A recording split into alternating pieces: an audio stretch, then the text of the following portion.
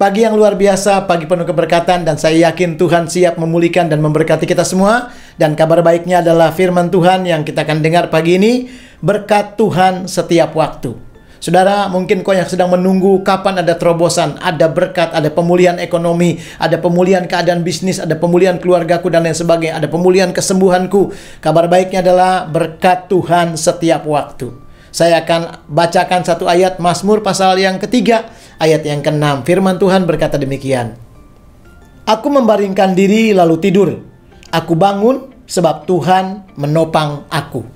Saudara, lihat ayat ini. Dari tidur, bangun, dan seharian katanya Tuhan menopang dia.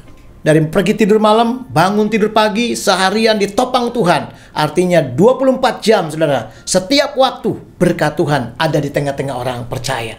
Di tengah-tengah orang-orang yang mengasihi Tuhan. Kabar baiknya adalah berkat Tuhan tersedia buat kita semuanya. Pagi ini, kita sudah berkata persoalan saya berat, nggak ada yang bisa menolong. Tapi saya mau katakan surga tidak pernah kehabisan cara. Surga adalah sumber berkat untuk membuat engkau bisa berdiri sebagai orang-orang yang mengalami kebaikan Tuhan, mengalami pertolongan Tuhan. Bagaimana kuncinya, caranya, saudara, untuk kita bisa mengalami berkat Tuhan setiap waktu? Mari kita melihat, saudaraku, Ratapan pasal 3 ayat yang ke-25 mengajarkan kepada kita dua hal untuk kita bisa melihat berkat Tuhan setiap waktu dalam hidup saudara dan saya.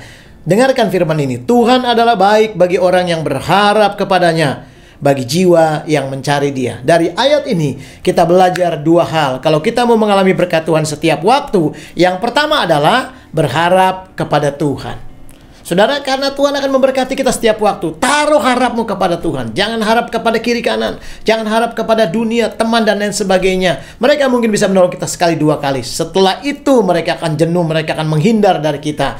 Tetapi kabar baiknya Tuhan tidak pernah jenuh menolong saudara. Kabar baiknya Tuhan tidak pernah menghindar daripada Bapak Ibu. Tuhan mendekati, memberkati, memulihkan, dan ingin melakukan yang terbaik buat kita semua. Sebab itu, saudaraku, apa yang harus kita lakukan? Berharap kepada Tuhan. Saudara, ketika engkau berharap kepada Tuhan, engkau akan alami kebaikannya. Ratapan pasal 3:25 tadi. Engkau akan alami kasihnya, engkau akan alami mujizatnya, engkau akan alami perbuatan-perbuatan yang dahsyat. Berharap kepada Tuhan. Yeremia pasal 17 ayat 7 berkata bahwa diberkati orang yang mengandalkan Tuhan, terkutuklah orang yang mengandalkan manusia.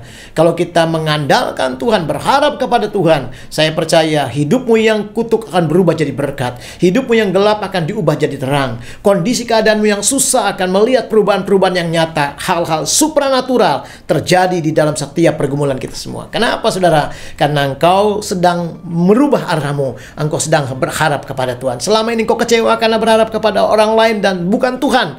Tetapi pagi ini mulailah arahkan diri kita untuk berharap kepada Tuhan. Selalu akan ada kemenangan. Selalu akan ada sukacita. Mazmur pasal 146 ayat yang kelima. Di sana dikatakan orang yang berbahagia yang harapannya adalah pada Tuhan. Jadi rupanya ada orang-orang yang gak bahagia ketika dia mengharapkannya bukan kepada Tuhan.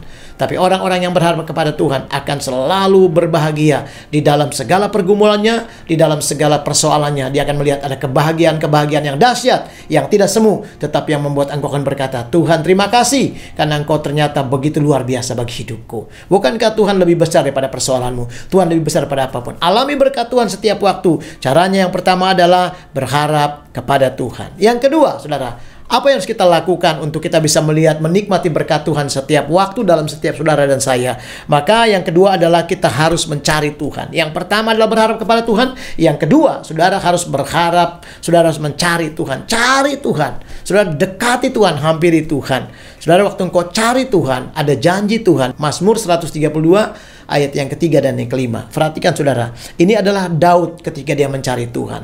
Saudara, dahsyat sekali. Sesungguhnya aku tidak akan masuk ke dalam kemah kediamanku. Dia belum akan pulang ke rumahnya sebelum dia ketemu Tuhan, itu maksudnya. Tidak akan berbaring di ranjang petiduranku. Dia tidak akan tidur istirahat sebelum dia ketemu dengan Tuhan. Wow, itu prioritas yang hebat dalam kehidupan Daud.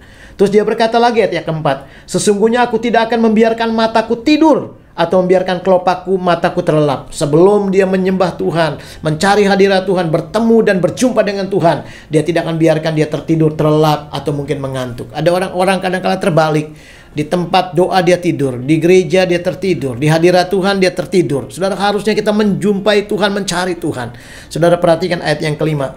Daud berkata demikian. Ayat 5 berkata, sampai aku mendapat tempat untuk Tuhan, kediaman untuk yang maha kuat dari Yakub.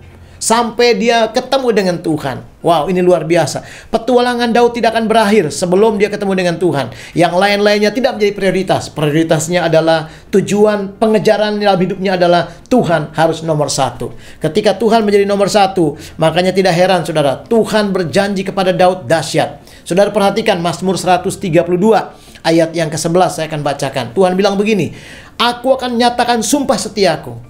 Sebagai bukti salah satu anakmu akan menduduki tahta kerajaan. Siapa itu? Kita tahu yaitu Salomo, saudara.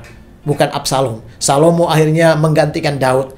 Salomo jugalah yang Tuhan katakan bahwa Daud ingin membangun bait Allah. Tetapi Tuhan bilang, Daud, tanganmu sudah berlumuran darah, tapi bukan engkau. Walaupun gairah membangun itu ada padamu, tapi yang meneruskan, melanjutkan adalah anakmu, yaitu Salomo. Salomo menjadi raja. Perhatikan ayatnya, saudara.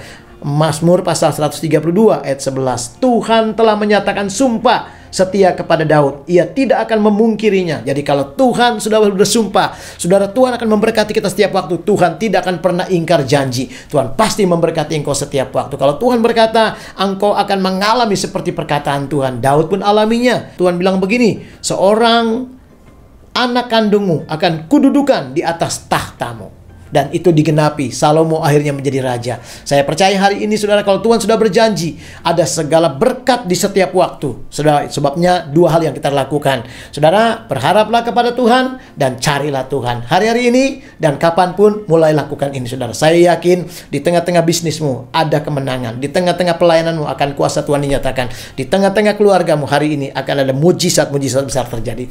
Tuhan memberkati kita semua. Amin.